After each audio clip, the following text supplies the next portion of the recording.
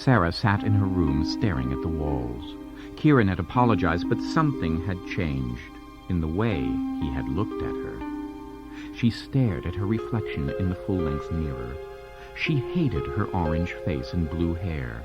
Her nose was too long, her forehead too high. She drew back her arm and hurled a pillow at the mirror. A red-clad arm extended from the mirror and caught it. She gasped as her reflection disappeared, replaced by the image of that man, the one from the party who had been dancing through the air. Q stepped out of the mirror, the glass rippling slightly. Are you a wizard? I'm a wizard at understanding the workings of mortal minds, but I'm always trying to learn and understand more. There's much that you can teach me. For example, about the concept of loving one and only one person. Your Kieran loves you with total devotion. Eh? Oh, yes. Odd. That's not what I perceived. Sarah shifted on her bed uneasily. Oh, what do you mean, perceived? What? Oh, never mind. My powers are, well, there's no other way to say it, the be-all and end-all of human comprehension. And your fiancé, Kieran, seemed to have some rather significant things on his mind during the dance this evening. What sort of significant things?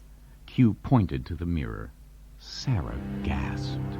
There was Kieran, locked in a passionate embrace with a girl from the Mistral, his old girlfriend, for whom he claimed he now felt nothing. The images kept shifting. One girl was replaced by another, and then another, each of them girls that Kieran had been talking to or dancing with in that way that had made Sarah so nervous. Stop it! Stop showing me these things! Kieran loves me. He does. And I think you're doing nothing but lying.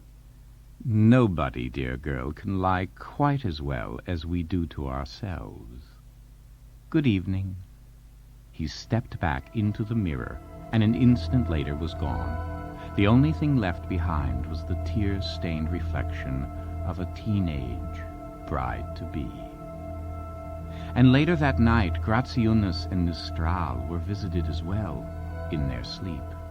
The visits had a decidedly unreal aspect to them, and each of the men was not certain what had happened the next morning. But one thing was clear. Their hearts had hardened towards each other.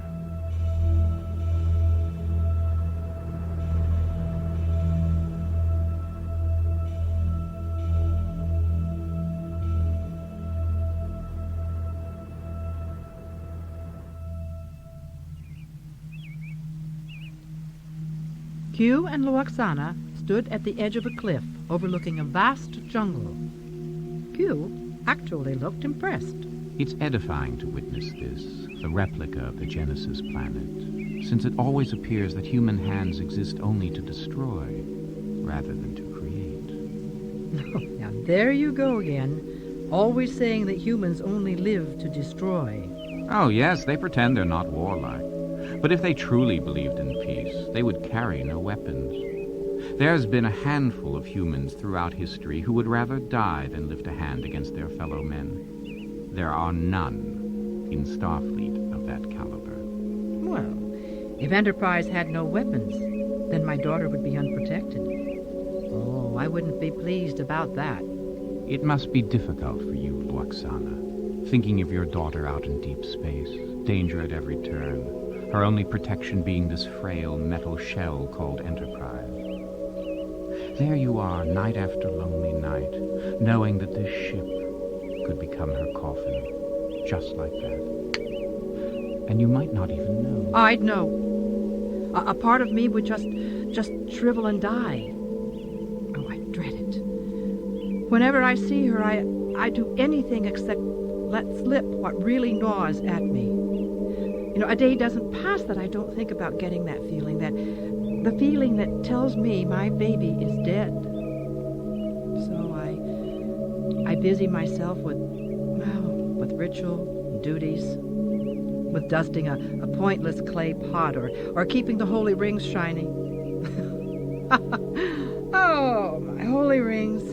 No one cares about about them. Oh, not even me, really. You know, they're in a box in the back of my closet. I tell myself it's for security reasons. And it's also I don't dwell on my own loneliness or think that someday I might be lonelier. Oh, I've never spoken to anyone of this, not even Diana. But it shows how much I trust you. It's comforting to know that someone on this ship does. All the others think a world of evil of me, despite all the good I do. You know what, Lwaxana? I think you need your consciousness raised. He took her by the shoulders, and before her eyes, within her mind, she saw the innate insanity of life in the galaxy. Space spun outward, and there were galaxies beyond reach. Life and more life, and through all the chaos, suddenly she had a glimmering of understanding. And it was so simple. And then she felt a jolt from the bottom of her spine to the top of her head, and her eyes snapped into focus. Q was standing there, eating a nectarine.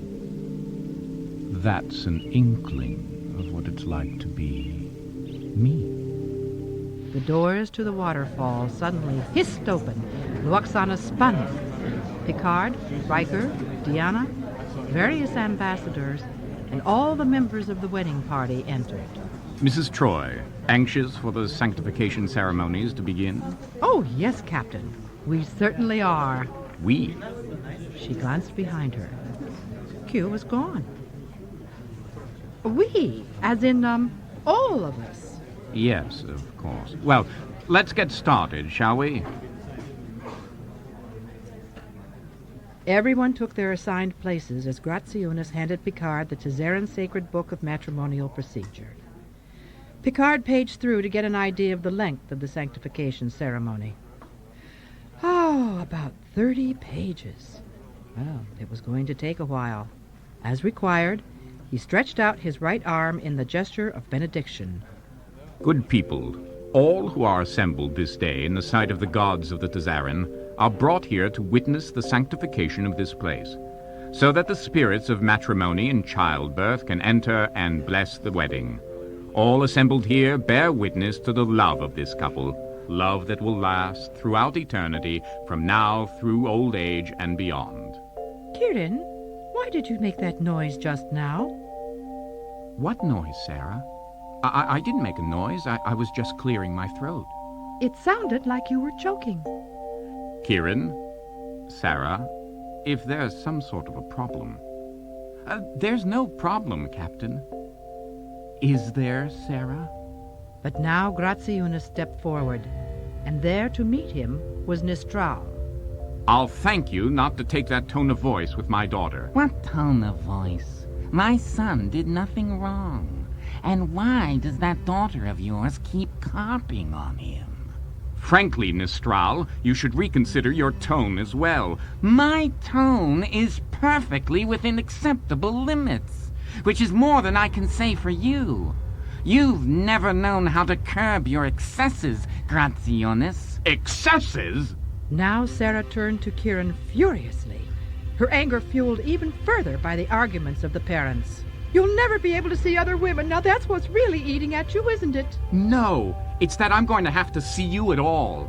You little clod, how dare you! Picard summoned a security team as tempers and voices rose. I've never provoked anything in my life. You're joking.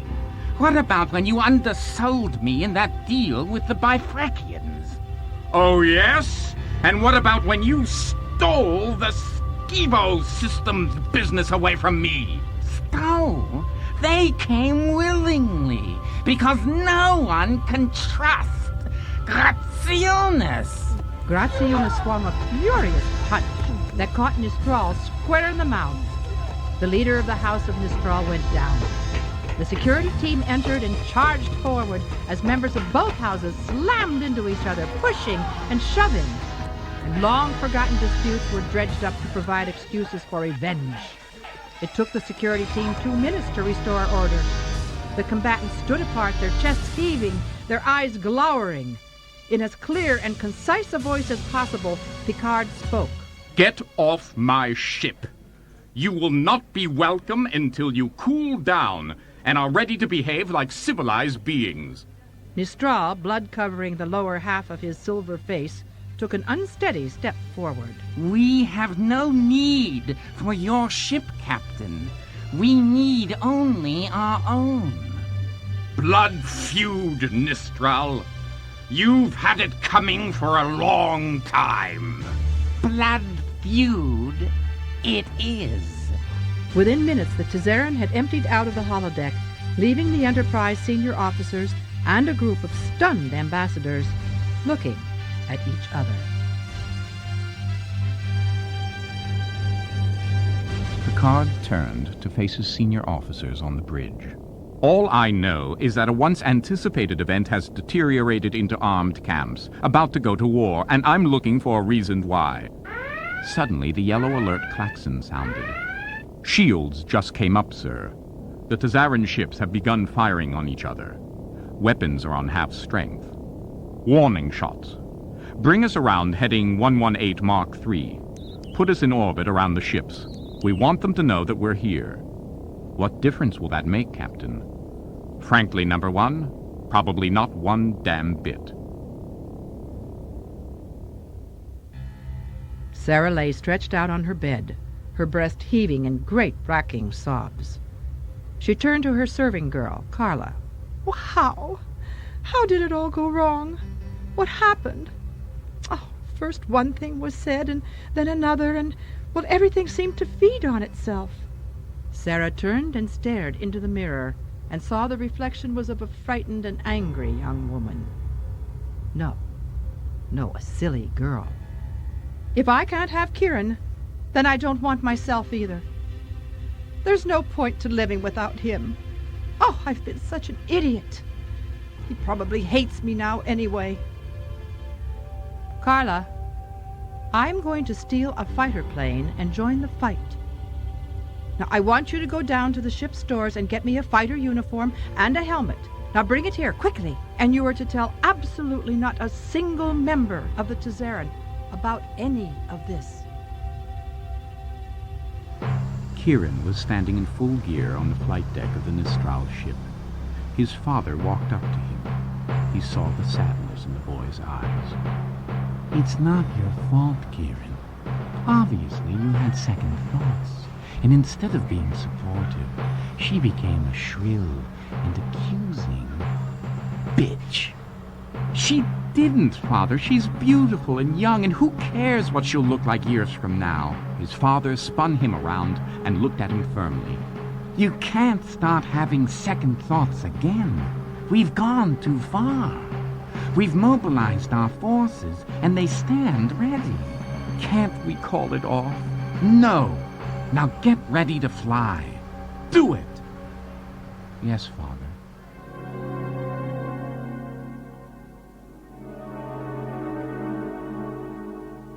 Lwaxana was pacing her quarters, feeling helpless and frustrated. Everything had fallen apart. And she called out to the empty air. Q! Oh, Q, please do something. If you love me, do something. What would you have me do, Lwaxana? He was leaning against a wall, looking calm as anything. Make them stop fighting, Q. You have the power. You can do it. Of course I could. The problem is, dear woman, that I mustn't. I've sworn to my fellow Q that I would not use my powers to force my way into the affairs of mortals. But you would be doing a great service. It's not the actions that are disputed, Lwaxana. It's the principle. The principle is consistent, you see. And it's such a pity, because the girl, Sarah, has stolen a ship. She's in the middle of the fight. She'll probably be killed. That girl is going to die, and hundreds more like her. Oh, please, you must stop them. I can't. However, you're certainly under no such obligations, are you? Of course, if you shared in my power, you would probably end up as hated and despised by humans as I am. But that shouldn't be an obstacle to you, if you were doing it out of love. Are you saying you love me? Isn't it obvious?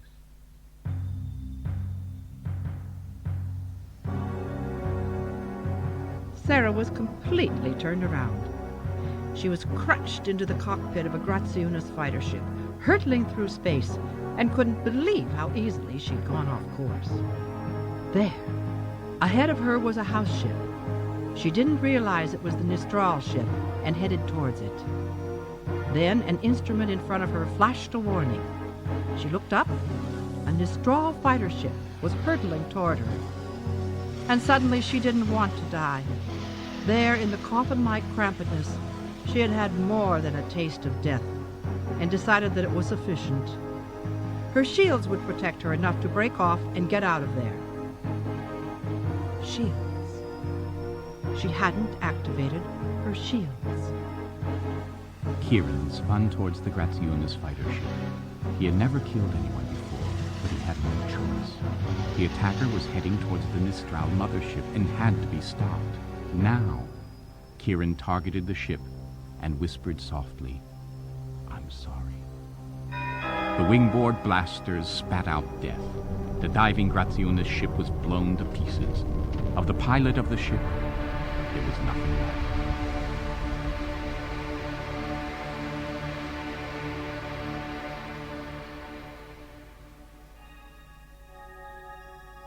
On the bridge of the Enterprise, there was a flash of light. Q. It wasn't Q. There was a long moment of silence, and then Deanna Troi slowly rose, holding the edge of her chair for support. "Mother?" Lwaxana Troi stood before them, a soft haze around her. When she spoke, her voice was low and melodious and seemed to come from everywhere. "Hello, little one. I know it will be hard for you to understand, but your mother is cosmic now." Lwaxana, obviously Q has given you the Q power. Please reconsider.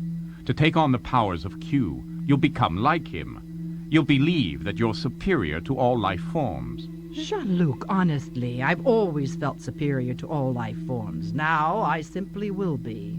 She's starting to sound like Q already. Oh, stop it, Worf. Stop criticizing him, all of you. If Q was the hideous creature you've made him out to be, why would he have given me the power to take action? Take action? Mother, what are you talking about? Data looked up from his instruments.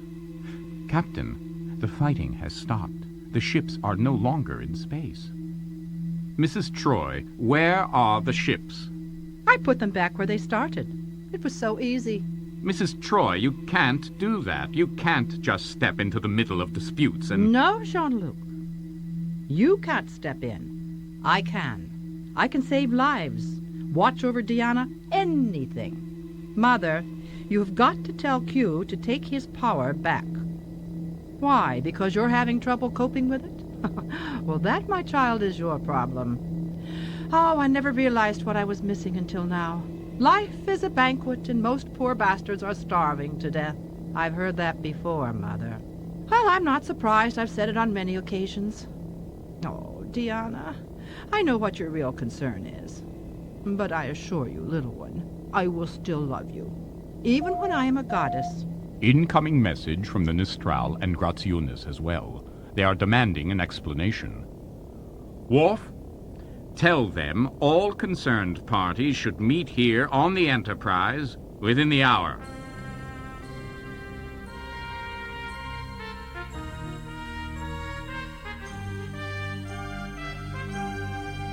Grazionis and Nistral glowered across the conference lounge table at each other and at Lwaxana Troi. Picard, Riker, Worf, and Deanna were there. So were Karen and Sarah, who couldn't even look each other in the eye. Grazionis spoke first. I don't care what sort of power she's acquired. Lwaxana Troi is a representative of Beta Z. Her actions were unspeakable. My actions saved lives, including, Grazionis, the life of your daughter. She was in a ship, and Kieran here blew it to pieces. Kieran and Sarah looked at each other in shock, and each of them said, That was you? Sarah, if I had... I didn't want to live. Oh, Kieran, I want to be with you. I don't care about anything else. I feel the same way. Both fathers immediately protested the turnabout in their children's affections. Kieran's protests that they loved each other, that nothing else mattered, fell on deaf ears. Nistral tried to take his son by the arm and drag him away from Sira. And to the surprise of all present, Picard grabbed Nistral by the shoulder and shoved him back down into the chair with such force that his teeth rattled. That is more than enough. It seems to me that what we have here are two young people with more brains than their parents. You don't understand. Wrong, Grutziunus. I do understand. I just do not care. Not about your rivalries, nor your blood feuds, nor your houses. A plague on both your houses. All I care about is that we started out with a young, happy couple and ended up with anger, jealousy, and accusations. Now, what do you call that sorry state of affairs, eh? Why, Jean-Luc, it's what you humans call love. Q! How wonderful to see you, my love. Her face fell as he looked at her with utter disdain. Oh, please, woman. What? And now Kieran and Sarah were pointing at him. That's the man who showed me what you would look like when you were going to be old and wrinkled and ugly. And he told me that all you cared about was other women. Q? So you have been meddling, despite all your claims. Is pointing out the truth meddling? Is letting these young people know what they're in for meddling? I ask you. Picard turned to the young couple. Kieran, yes, in years to come, Sarah will age. But when you look at her, you won't simply see some old woman, but instead a woman with whom you've shared many joyous years. And Sarah, yes, Kieran will undoubtedly notice other women. But if he lost the ability to appreciate beauty, how could he continue to cherish the beauty in your face and in your heart? Oh, bravo, Picard. Try to justify this nonsense, and it still boils down to the same simple truth. The human concept of love is a total sham. Q, I don't understand what you're saying. Woman, you could attend me for 1,000 lifetimes and still barely begin to grasp the subtleties of my greatness. Q, is this why you've come, then? Of course, Picard. The entire ship was filled with the spirit of love, love, love. It's nauseating. You humans are so obsessed with love, singing about it or writing poems about it. So I decided to examine it to see just how durable this supposedly most enduring of emotions was. This wonderful emotion. Well, it's positively ludicrous, selfish and self-directed, possessive and spiteful. It encompasses everything you humans claim to be above, and yet it's cloaked in this charming storybook idea that people loving each other is a good thing. In the cause of love, Q, civilizations have risen.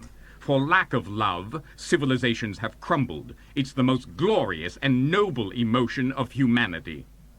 In that case, Picard, humanity is in even worse trouble than I thought. Lwaxana seemed to be completely at a loss. I don't understand. You said... Woman, how painfully clear do I have to make it for you? My dear, you have been merely another bit of data for my study. I wanted to see how, in the name of love, you would interact with your precious daughter. I wanted to see if this wonderful emotion would blind you to everything that is dictated by common sense. And it did. How splendid. You believed everything I said. Nectarines are the secret of the universe. Incredible! Love is not only blind, but it's deaf, and in your case, dumb. You love me! Ah! And still you continue. You ignored the advice of those you love and respect so that you can fall in love with someone you just met. Well, they were right. Humans are nothing to me except where they provide some amusement, and you have provided me with the most amusement of all. Thank you very, very, very much, you ignorant cow. Moo! Lwaxana sank into a chair. Q, I'm telling you to leave now. I hardly think you're in a position to issue commands to me, Picard. I'm in a position, and my command is for you to leave now. Lwaxana appeared to be oblivious of the confrontation. Instead, she was murmuring to herself. A joke. It's all been a joke, an experiment. He said he loved me, and it was a joke, a plot to humiliate me. And he gave me the power of the Q. He gave me the powers of the Q. An interesting wrinkle, I admit. I wanted to see if you'd choose power. Power in order to be near you. Power out of love for you, you ungrateful, no good. Save your name-calling. It's wasting my time. This experiment is over. Love does not conquer all. Only conquest conquers all. You used me. You made me look like a fool. Nature did that, woman. I simply gave you an audience. Oh! Very impressive. Now, if you don't mind, I'll retrieve my powers and be on my way. Her face darkened. Her body stiffened. Slowly she started towards him, her fists clenched, and Q blinked in surprise. Give me my powers back. You cannot keep them. Lwaxana was seething, the air crackling around her. Deanna spoke nervously. Mother? No less nervous was Q. He stretched out a hand as if trying to yank something away. Instead, there was a sound like energy building up. Lwaxana, you're making me angry. And since I'm above human emotions, that's not possible. So before this goes any further, give me the powers back now. That is my last word on the subject. Lwaxana Troy blew him through a bulkhead. The bridge trembled as Data called out. Hull integrity breach in the conference lounge. Apparently the impact was from the inside out. Interesting. The breach has just been repaired. In the conference room, Picard took a step forward. Lwaxana?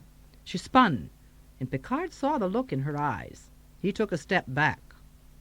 Lwaxana. She didn't hear him. She was beyond hearing, beyond caring. The only thing she was able to hear was Q's mocking tone. The only thing she could see was his sneering face. And the only thing she could do was go after him. And she did. In an eye blink, she was outside the ship, behind him. Q! He turned, and Lwaxana's arms extended wide. Energy leaped from them and enveloped Q. You can run, Q, but you can't hide. Q dashed along the right nacelle. Lwaxana came straight after him. He spun, took a stand, and bellowed, I don't know how you're doing this, but I want my powers back. How am I doing it? You gave me powers equaling your own, but my mind was already superior to yours, and you heightened it that much further when you empowered me. Your mind was never superior to mine. No human mind can be superior to mine. This is no human mind. This is the mind of a daughter of the Fifth House. She didn't even have to touch him as she brought her hands down. and smashed him right through the warped nacelle. Q had fallen into the matter-antimatter mix. In 10 seconds, the ship would have blown up. Q staggered out, leaving the radiation behind. He looked dazed. And then a hand clamped down on his shoulder. Holder of the sacred chalice of reeks! Lwaxana's punch hurled him through the nearest wall. With a gesture, she repaired the damage to the mix. The danger was past. At least, the danger to the ship. Q dashed down a corridor, watching behind his shoulder, and so ran straight into a fierce kick to the crotch. He fell to the floor, gasping, and Lwaxana stood over him, boiling mad. She kicked him over and over for emphasis as he twisted on the floor, trying to get away. And keeper of the holy Rings! Beta-Z! And she booted him once more, sending him skidding down the corridor. Picard, Riker, and Worf followed the trail of carnage. To their shock, Q came running from the other direction. "Warn her, Picard! Warn her that she cannot treat me in this manner. She's unleashing forces she doesn't understand." Q. She hasn't listened to me or anyone since this whole business started. What makes you think she'll listen now? Suddenly, Q vanished. They heard a high-pitched cry of alarm and looked down. Q was 6 inches tall, running around and shaking his fists in impotent fury. Lwaxana burst into existence above him. "Hello, darling." She brought her foot down repeatedly. Q frantically dodged right and left and right, screaming for help. Help me! Please! Oh, please help me! She reached down, grabbed him up, and vanished. Riker looked at Worf and said, "She's really beating the stuffing out of him. What do you think we should do?" Worf actually smiled. "Sell tickets." In the racquetball court, Lwaxana swung the glowing paddle with confidence and smashed Q against the wall. He ricocheted off it and spun backwards, out of control. Lwaxana was waiting for him, and with a brisk backhand, whacked the miniature god again. While the Enterprise officers ran into the spectator area, Mr. Hum was already there, sanguinely eating popcorn and watching. He extended the bag and offered them some. "No, thank you. Mrs. Troy." Q snapped back to his normal size and went headfirst into one of the glowing walls. Lwaxana spun angrily toward Picard. "Jean-Luc, you've ruined my concentration." Q vanished. Lwaxana vanished after him. "Well, gentlemen, here we go again." Q staggered down a corridor, his mind and body reeling. He couldn't comprehend any of it. Lwaxana Troy was massacring him. Suddenly, he saw her waiting for him at the end of the corridor. He lashed out at her, energy leaping from his fingertips. Lwaxana staggered slightly, but otherwise showed no signs of difficulty. "Give up!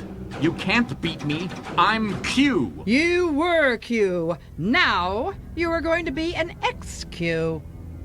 Q's body began to stiffen. He was unable to move his arms or legs. He looked down in horror and saw why. His feet had taken root. Within seconds, Q had metamorphosized into a tree. And then he looked up in horror.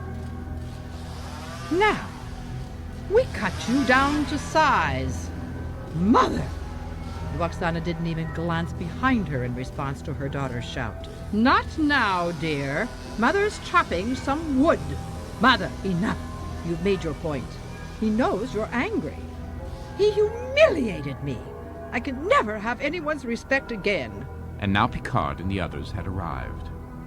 "That's not true, Mrs. Troy. You've earned great respect." Worf nodded. "I, for one, would certainly not wish to have you angry with me." He has to apologize. Q, apologize. Q, she wouldn't actually hurt me. Are you willing to bet life and limb on that? Forget it, Jean-Luc. Stand aside. I'm sorry. All right? I'm sorry I did it. It was reprehensible, it was hideous, it was contemptible, and I don't know what I could have been thinking of. I am a terrible, vile individual, not fit to exist in the same universe as the splendid Lwaxana Troy. There. Are you satisfied? No. But Picard put a firm hand on her shoulder. Enough, Lwaxana. I mean it. Enough. An instant later, Q transformed back into his normal state. He staggered against a wall. Lwaxana strode up to him. You hurt me, Q. You hurt me in ways I didn't even think possible. You're so disdainful of humanity, of mortals. You keep saying you're above our emotions. Well, you know what I think? I think you're not worthy of them. I think you're not good enough to feel love. You're just not good enough." She turned on her heel and walked away. Q sat on the floor, trying to compose himself. "What are you sneering at, Worf?" "Nothing. I'm sneering at a great big nothing." "You know, your insults are meaningless to me. Everything you say is. But that woman, that damned woman, she is the most aggravating, infuriating individual I've ever encountered. I cannot remember when I've met someone who has actually aroused in me a feeling of such total rage. It is truly amazing. I loathe her. I despise her."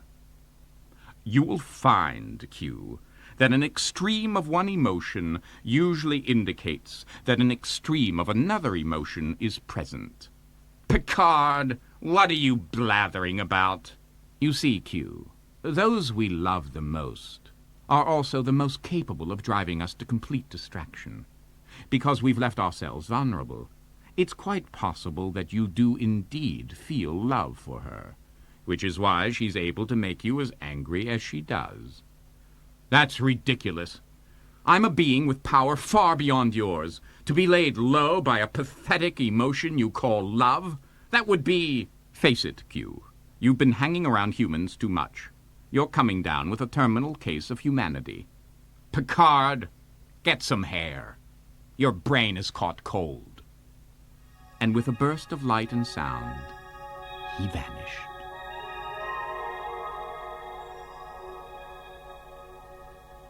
Lwaxana Troy sat in her cabin, totally alone, totally depressed.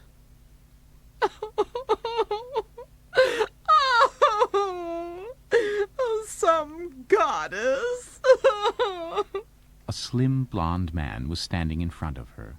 He was wearing a simple green jumpsuit, and he extended a handkerchief. "Here," he said, and she took it from him and sniffed. Oh, I'm sorry. I didn't hear you come in. Who are you? "Q." Now, that isn't funny. I know what Q looks like. "I'm Q too." Well, assuming I believe you, what are you doing here? "We've been keeping an eye on Q, watching to make sure he doesn't use his powers in the same annoying ways he did before, as he promised. Instead, he's trying to find new annoying ways. Nothing that we could discipline him for, but nothing with any redeeming social value. But when he tried to take back the power he gave you, well..." You helped me keep the power? "Yes, just long enough for you to give Q a taste of his own medicine. You were very imaginative, worthy of the Q." Thank you. It was rather clever, wasn't it? Well, I certainly made him think twice about mistreating people. Oh, he'll think long and hard about it. Yes, indeed. "I've got to take the powers back now. I really do." Ah, well, I did so like the idea of being able to keep watch over Deanna. But it's probably best this way. You know, Q2, you seem very wise and very capable. And I must say, you are a rather attractive individual, you know. "Mrs. Troy, don't even think about it." Can't blame a girl for trying.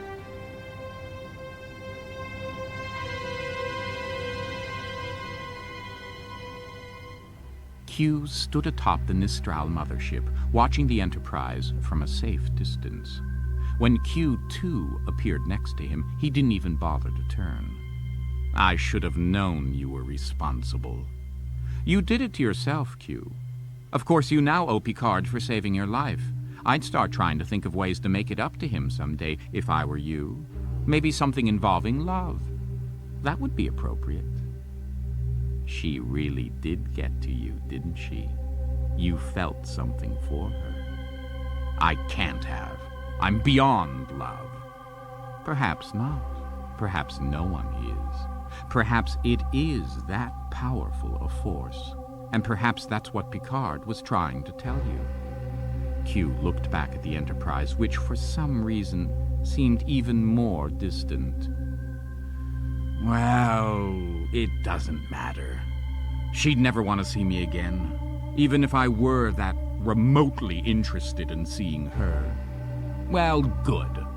That's the way it should be then. She is, after all, only human. And Q shot an annoyed glance at his fellow Q as the blonde one smiled and said, "Aren't we all?" And so, by the power given me as captain of the USS Enterprise, and with the blessings of the gods of Tazarin, I now pronounce you, Kieran and Sarah, married.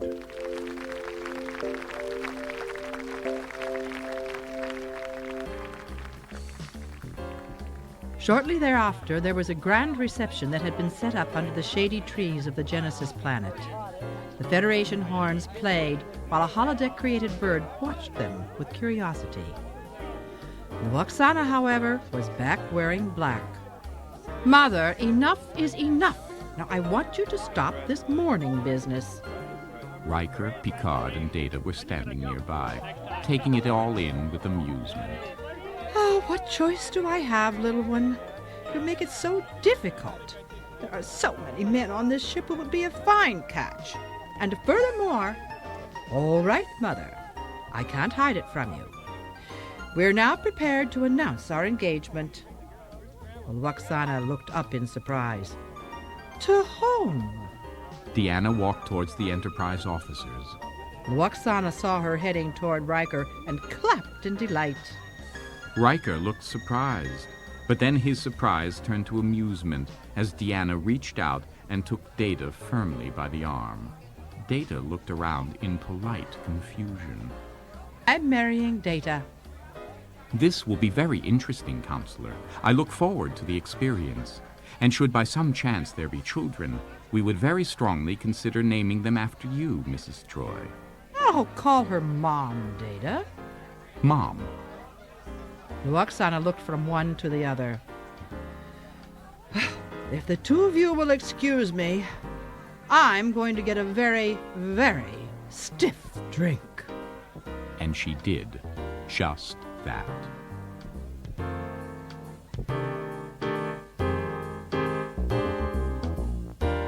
Q-in-Law was written and adapted for audio by Peter David and performed by Majel Barrett and John Delancey. The recording engineer was Stephen Strassman.